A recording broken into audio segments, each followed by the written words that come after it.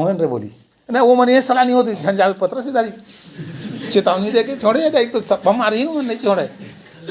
मैं नहीं जाऊँ दादा तोला जाना है जा मैं दाई को मुड़ी जाता है यरूशलेम की 6 3 अंगत रही हूँ मैं 20 अंगत हो रहा हूँ नहीं जाऊँ वो मन ये सलाह नहीं होत रही से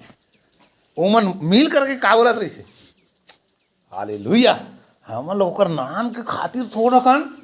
मार खाए के तो मौका मिली मतलब उमन ओला हर सके बात समझत रही